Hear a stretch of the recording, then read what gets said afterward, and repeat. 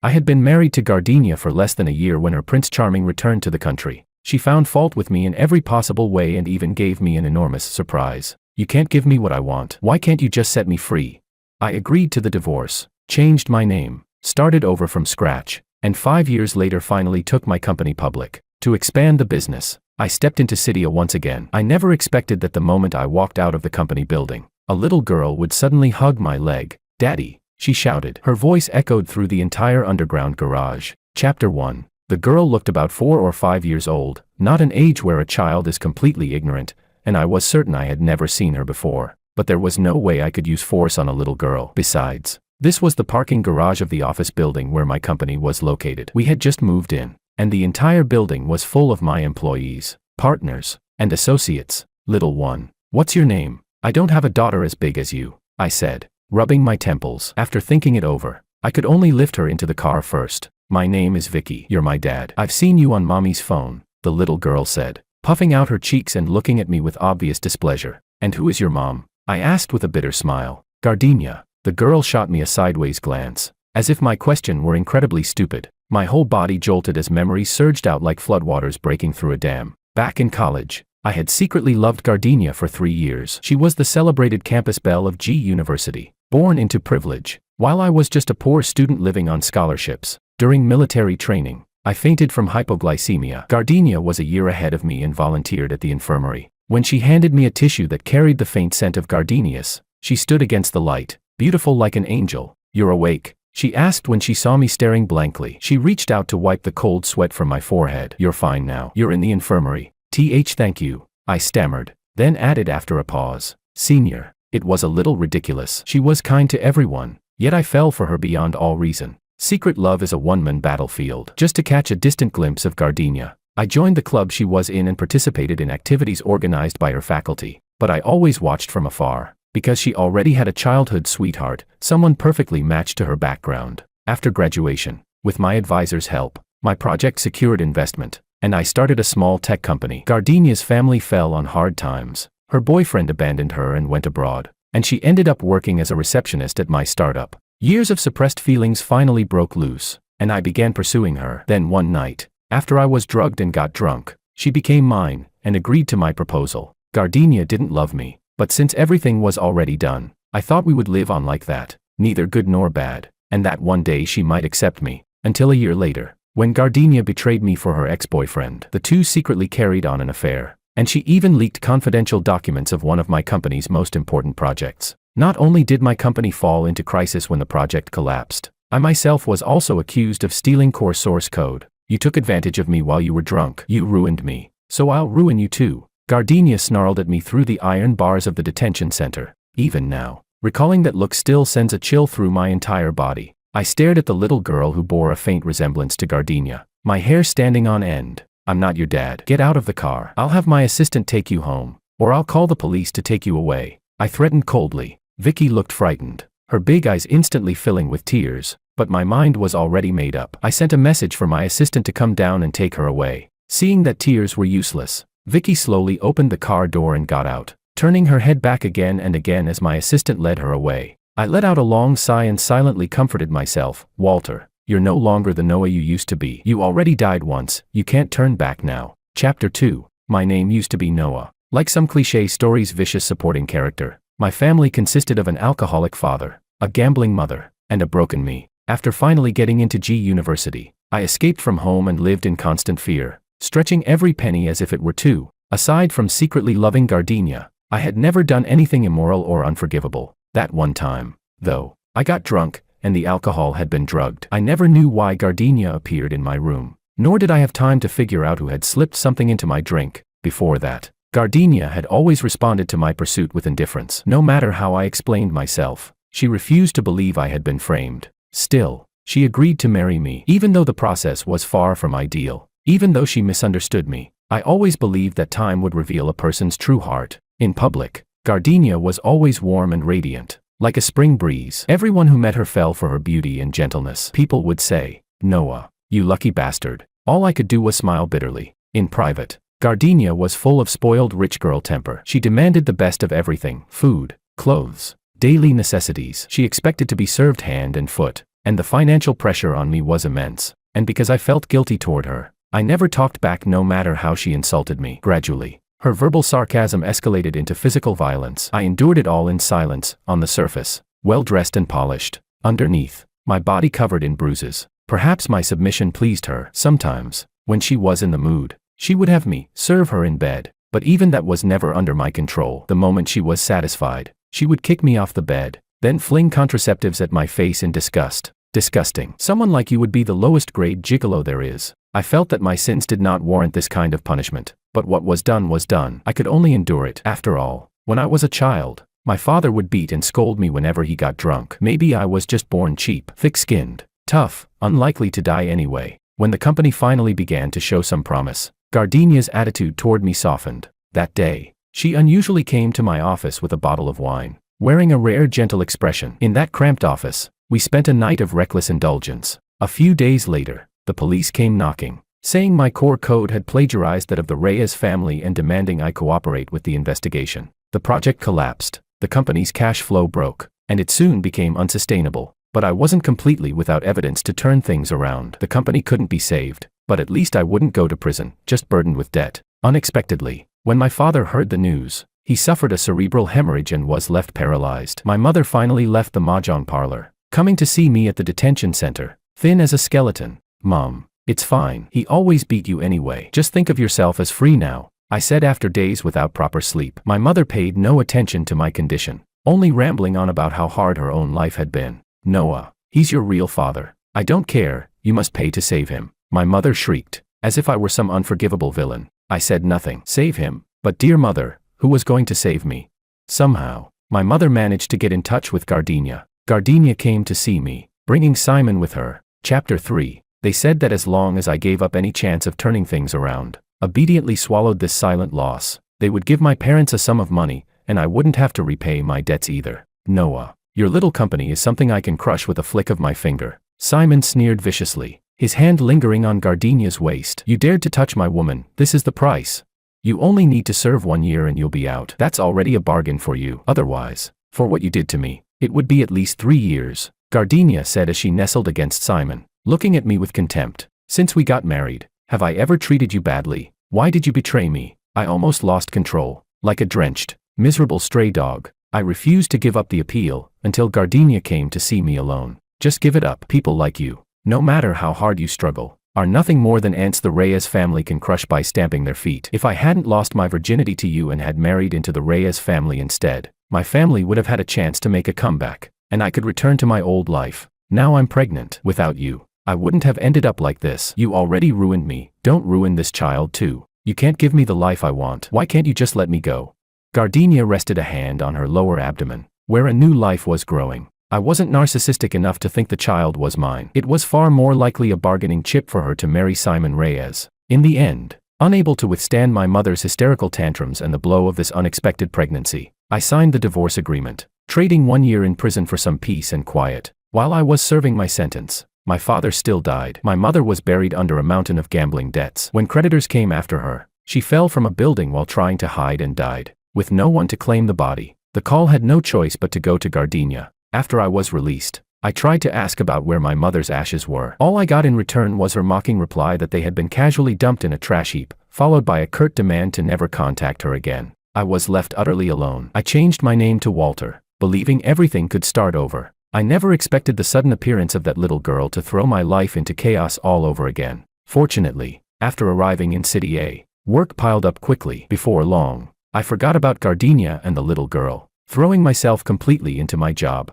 Boss, my assistant knocked on the door. Come in. What is it? I lifted my head from the mountain of contracts, praying she wasn't bringing more paperwork for me to sign. You don't have to look at me so resentfully. I don't want to work overtime either, she said. My assistant's name was Luna. She was a classmate from the same year, and she'd followed me ever since I first started my business. Back when I changed my name and moved to City C, I ran into her by chance while she was visiting relatives. That's how we ended up working together again. Haha, was it that obvious? I laughed dryly. Luna shrugged. It's not about work. The little girl from last time slipped into the company. She's too small. No one noticed her in the chaos. She's waiting in the meeting room next door. I'll handle it. I sighed and stood up, walking toward the meeting room. Vicky was sitting there obediently, drinking the children's milk Luna had given her. I never quite understood why Luna, already 27 or 28, liked drinking children's milk so much. Daddy, Vicky called out when she saw me. Let's get this straight first, I'm not your dad. I cut in quickly. Now then, can you tell me why you sneaked in here?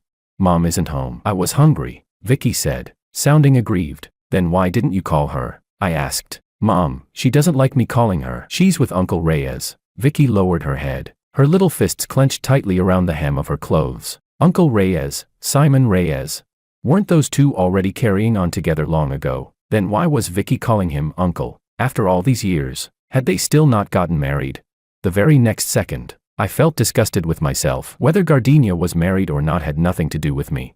If you're hungry, you should go to a restaurant, not interrupt my work, I said, my mood sour and my tone heavy. I'm sorry, Vicky burst into tears almost immediately. Today is my birthday, but Mom went to keep Uncle Reyes company. I don't have any money, and I was really hungry, so I came to look for you. I noticed her clothes were actually a bit dirty. Her shoes had a hole in them. Only her braids were neatly done, tied with a stitch hair tie, Luna's favorite. Gardenia never watched anime. The braids were probably redone by Luna, who must have felt sorry for the little girl. Come on, I'll take you to buy a cake, then I'll send you home, I said at last, my heart softening despite myself. Okay. Vicky stopped crying and carefully took hold of my hand. Chapter 4. Vicky was very well behaved. I took her to a random dessert cafe, and she obediently sat there eating cake. I couldn't help thinking of Gardenia, not because I still had feelings for her, but because it all felt strangely unreal. This was the child she had given birth to, the little one who had already changed my life before she was even fully formed. Did I hate Vicky?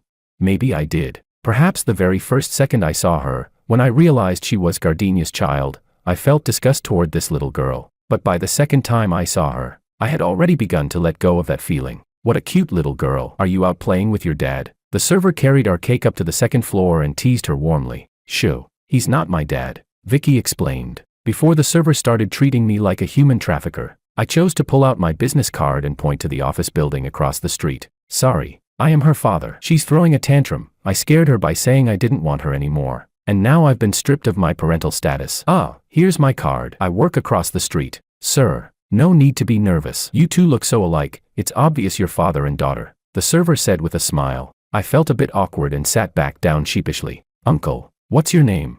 After a while, Vicky had eaten her fill and looked at me timidly with those big eyes. My name is Walter. Then are you really not my dad?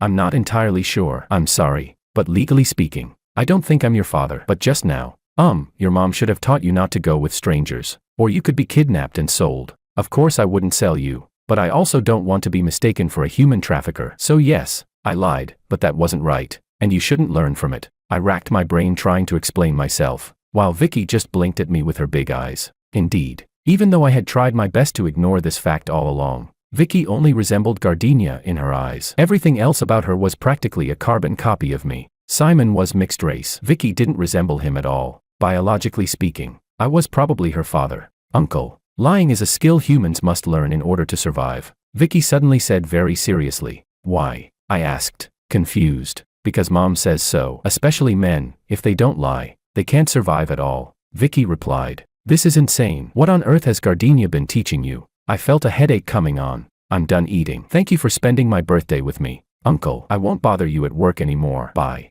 Vicky shrugged, hopped off the chair, and was about to leave. No, wait, where are you going? I called after her. Home, of course. Otherwise, where am I supposed to sleep tonight? Vicky shot me a look as if I were an idiot. I'll take you. The moment the words left my mouth, I regretted them. Vicky was Gardenia's daughter. If I took her home, I would definitely run into Gardenia. Damn it, I shouldn't be swearing in front of a child. But honestly, this whole situation was completely screwed up. After a full 30 seconds of inner struggle, I still put Vicky into my car and drove toward Gardenia's place. Uncle, you look really nervous, Vicky said. No, Uncle's just a bit tired. I'll take you home, and then we probably won't see each other again. I wish you a happy life in the future, Vicky. I admit I was nervous. The thought of facing the woman I once loved deeply, who had betrayed me just as deeply and left my life in total shambles, made every part of me feel wrong. Yet whether by luck or misfortune, I didn't see Gardenia. Bye. Uncle, I'd really like to invite you in for some tea, but I can't lift the kettle, Vicky said as she opened the door. The messy, desolate interior was fully exposed. My emotions churned. This was the apartment Gardenia and I once shared as our marital home, one I hadn't claimed during the divorce. I never expected her to still be living here, And I certainly didn't expect it to look like something barely better than a landfill. Are you often home alone?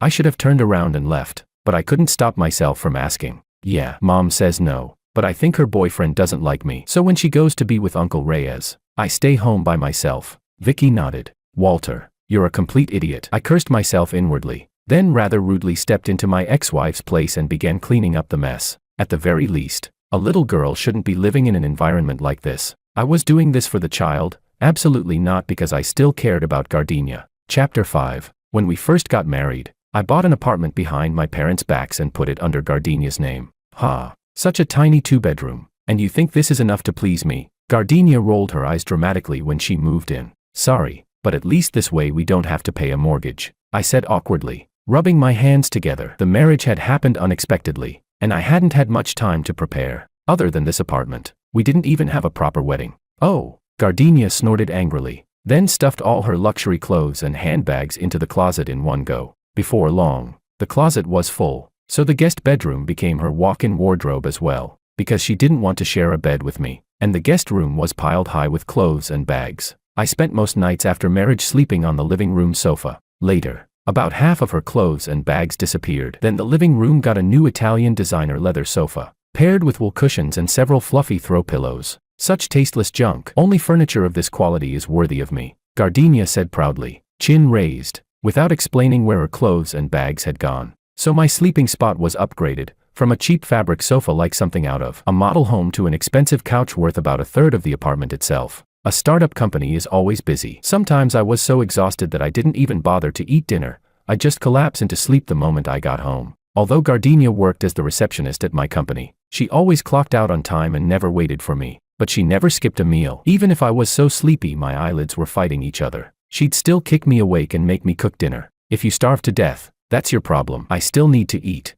Gardenia said, rolling her eyes again. But I'm really tired. Can you stop bothering me and just order takeout yourself? I snapped irritably, half asleep, one of the rare times I lost my temper with her. You've got some nerve. How dare you yell at me? Gardenia glared angrily. But even when she was mad, she was still beautiful, and I'd never been able to resist her. And honestly, in my heart she was always a pampered young lady who had never lifted a finger. So I dragged myself up obediently and efficiently cooked a meal that looked good, smelled good, and tasted good. Not that I was bragging about my cooking skills. Gardenia was just extremely picky and hard to please. She ate very little and refused leftovers, so I usually ended up finishing most of what she left behind. If your crappy little company goes under, you could probably still survive as a chef, Gardenia said. It won't fail. This project has great prospects. Don't worry, one day I'll definitely get you a bigger, better place to live. I smiled. Let's hope so, she replied, her expression a little strange. At the time, I didn't pay attention to that odd look. After all, even though she had a bad temper,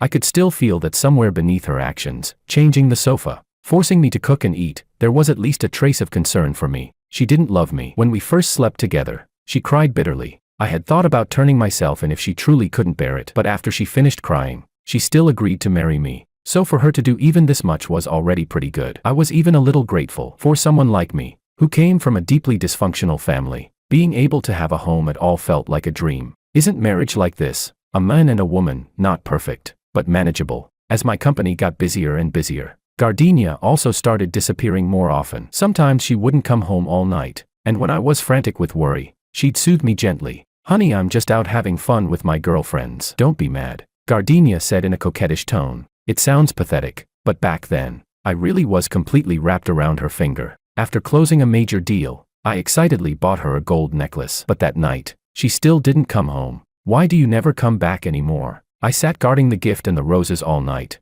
and finally couldn't help questioning her. What? You suspect me? Who do you think you are? Telling me where I can go? Don't forget your place. Do you really think you're qualified to interfere in my business? Gardenia snapped, clearly in a bad mood as well. We had a massive fight, mostly Gardenia yelling at me. My form of resistance was moving into my tiny office to live. Of course Gardenia didn't care. I just couldn't stand facing that empty apartment alone anymore. Who would have thought that the first time she ever lowered her head to appease me would also bring with it the bottle of alcohol that completely destroyed me? Chapter 6. After cleaning up the apartment, I had already skipped work for a full half day, and it was dark outside. Luckily, Gardenia's habits hadn't changed much. I managed to find Vicky's clothes without much trouble among the piles of clutter. After making sure she could shower by herself, I had her wash up properly and change into clean clothes. Then I opened the fridge and threw away more than a dozen eggs produced 16 months ago, moldy broccoli, and expired chili sauce. After that, I went downstairs to buy fresh ingredients and came back up to start cooking.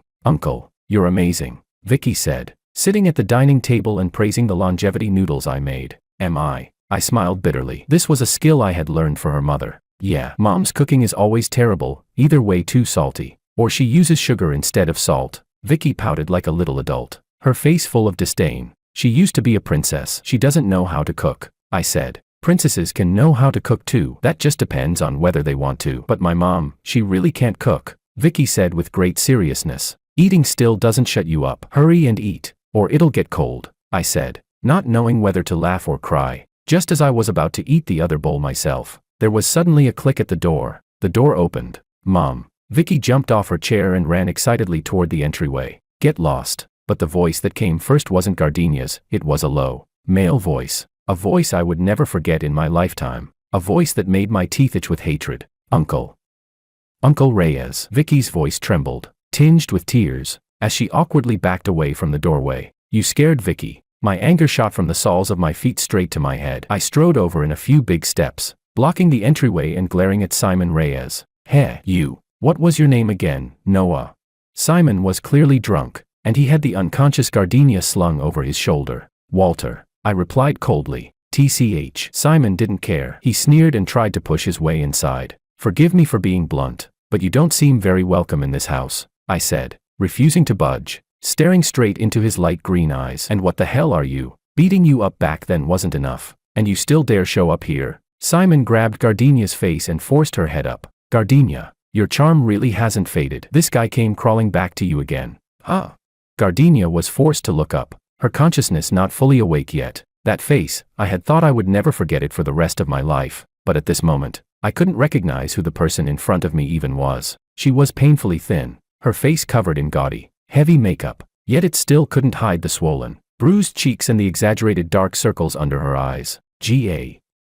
Gardenia. I froze. This was nothing like the proud, beautiful Gardenia from my memories. Heh, Simon sneered. What? Happy to see your old flame. You want to sleep with her? Perfect timing. I'm already bored of her. 1 million. I'll sell her to you. That's enough. Put her down and get out, I said, covering Vicky's ears. Otherwise I'll call the police and report a drunk driver who's also trying to harm my ex-wife and my daughter. Simon laughed lightly. He didn't push it further, tossed Gardenia aside, and left. Uncle. Uncle. What's wrong with Mom? Vicky's little face was soaked with tears as she clutched my clothes in panic. Don't cry. Don't cry. Mom's sick. Uncle Reyes brought her home. Now let's take care of her together. Okay. I took a deep breath and tried my best to stay calm. Okay. Vicky was very sensible. She could tell I was lying, but she was a little girl willing to tolerate a man's lies. So she obediently went to get a damp towel and gently wiped Gardenia's face. After removing her makeup, I finally confirmed that this person really was Gardenia. She didn't look like she was living well. Someone who betrayed me living badly should have been satisfying to see, yet I didn't feel happy at all. There was only one thought in my mind. If she looked like this, what kind of life had Vicky been living? Children fall asleep early. After coaxing Vicky to sleep, I sat alone on the sofa, the same one I had slept on for an entire year, waiting for Gardenia to wake up. You're not planning to do a good deed anonymously and then quietly leave, are you? Gardenia sighed, no longer pretending to be asleep. We need to talk, I said, looking at her, surprised to find my heart utterly calm. She's your daughter, Gardenia said, looking straight at me. You might not believe it, but she can only be your daughter. Simon has azoospermia, he can't have children. What exactly are you trying to do? Of course I could tell Vicky was my daughter. Fine, I'll admit it. I deliberately let Vicky see your company and then go look for you, Gardenia said, running her fingers through her hair, adjusting the gold necklace around her neck, then pulling out a cigarette and lighting it. Smoke curled through the air. She was still breathtakingly beautiful, no longer like a blooming gardenia, but like a rose already rotting at the edges. So you want me to acknowledge the child? I thought there was something wrong with me, yet I still picked up the ashtray and held it out for her. Yes, if she stays with me, she'll be ruined, Gardenia said with a miserable smile. Didn't you say back then that staying with me would be what ruined her? I mocked. My fault, Gardenia said calmly. I'm sorry. I don't accept it, I replied. Then it seems there's nothing left to talk about. I won't see you out. Gardenia shrugged, apparently unbothered by my refusal. I don't accept your apology, but the child can't stay with you anymore. Say it. What conditions do you want? I didn't move, staring straight at her. Walter Lynn. Your new name sounds nice. Why Lynn? I remember your mother's surname was Liu,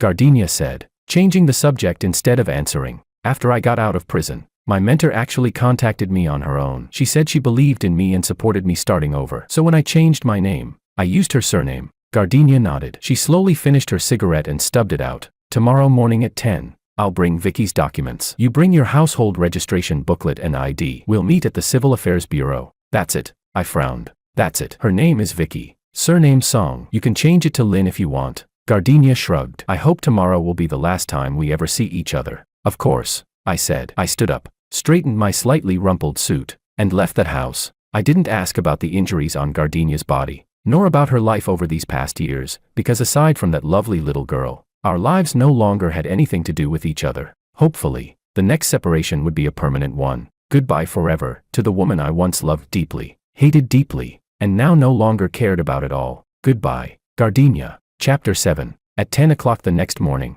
I waited at the entrance of the Civil Affairs Bureau as agreed. However, even after the staff went off for lunch at noon, Gardenia still hadn't shown up. Damn it. I returned to my car, my chest filled with anger at having been toyed with. Suddenly, my phone rang. It was Luna. Hello, I answered, rubbing my temples wearily. Boss, something happened. You need to come to Gardenia's place right now, Luna said urgently, hanging up before I could ask for details. I rushed back to Gardenia's apartment. Police tape had been set up at the entrance. The door was wide open, and the place was packed with people inside. Hello, Mr. Walter, correct? A police officer walked over and gave me a salute. Yes. Sorry, what happened? And where is my daughter? I nodded. Vicky was soon brought over. Without saying a word, she threw herself into my arms. Here's what happened, the officer explained. Someone reported a fire alarm, saying smoke had been coming from the kitchen. When we entered, we found that the little girl was hungry and tried to cook but didn't know how to turn off the stove. However, during the investigation,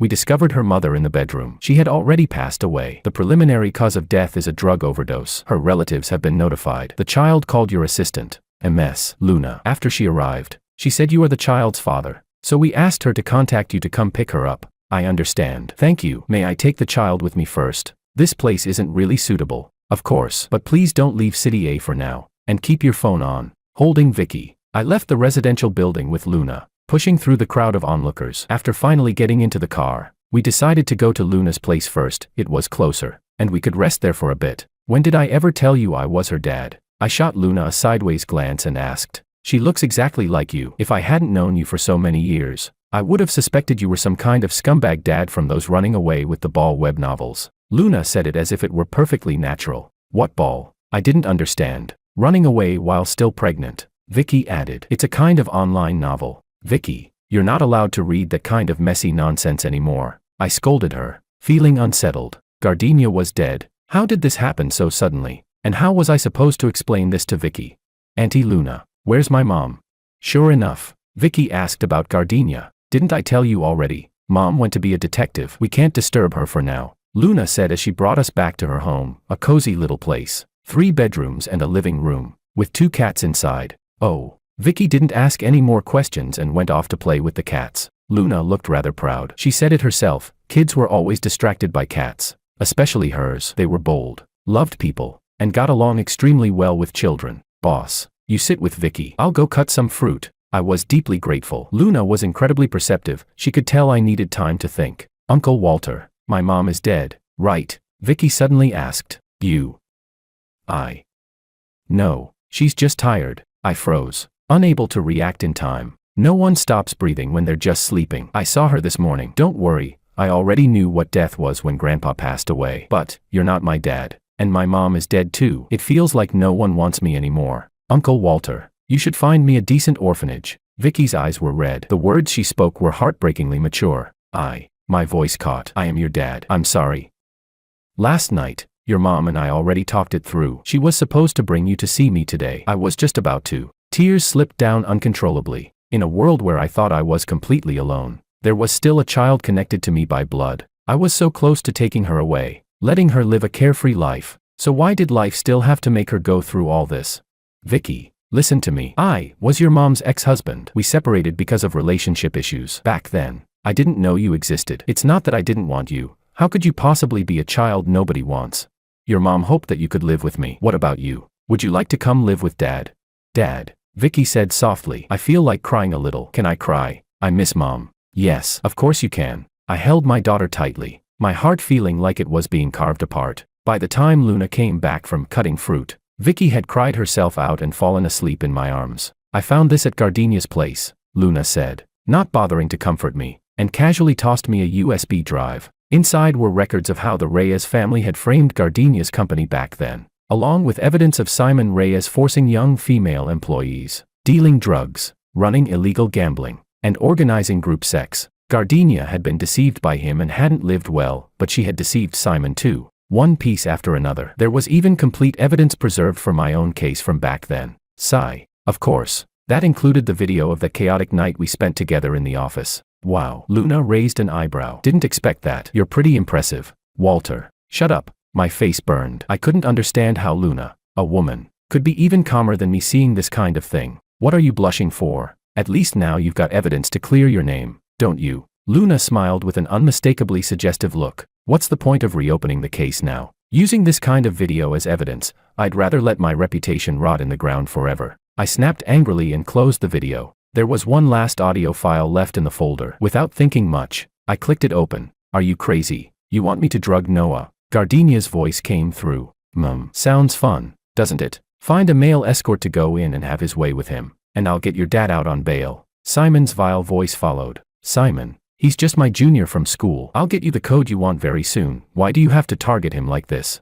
Baby, he liked you back when he was in school, didn't he? Men understand men best. I know exactly how filthy his thoughts are. I'm abroad right now, so you'd better stay well away from him. All right, I understand. I couldn't listen any further. My mind completely crashed, no thoughts left at all. So what happened back then was designed by Gardenia. Why? Just because I had a crush on her? What did I do wrong to be toyed with like this by someone named Reyes, and by Gardenia? Simon, go to hell, I roared. Chapter 8. Gardenia never liked Noah, from beginning to end. At first, the one she liked was her childhood sweetheart, Simon. But to Simon, women were no different from clothes. After Gardenia's company was swallowed up by the Reyes group, Simon Reyes gained even tighter control over this beautiful woman. The only thing that truly irritated him was this: during a bidding war, the Reyes group lost to a small company. That poor, pathetic man, who always looked at him with those disgusting eyes, actually ended up riding over his head. Simon was driven mad by jealousy. He ordered his girlfriend to get close to Noah, seduce him, drug him, just to toy with this young man. But soon, he realized that Gardenia hadn't followed his plan. Instead of destroying Noah outright, she had slept with him herself, and even married him. Gardenia, how dare you? Simon roared. Why wouldn't I dare? Gardenia said coldly. I don't trust you. Unless you come back to the country and marry me, I won't help you. She didn't like Noah. She was just using him. But Noah was genuinely good, so good that,